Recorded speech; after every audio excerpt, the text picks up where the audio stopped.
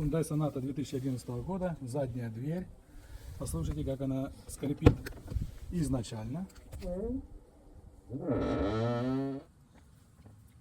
Так, начинаем процедуру смазки ограничителя. Паста не совсем немножко суховатая, но если хотите, можно ее разогреть, и она станет прям жиденькой.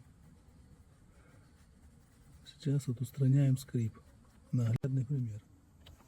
После смазки ограничителя не надо закрывать дверь минут 15, чтобы смазочка подсохла. Наша смазка. И вот смотрите результат. Смотрите. От слова совсем перестала скрипеть. Совсем.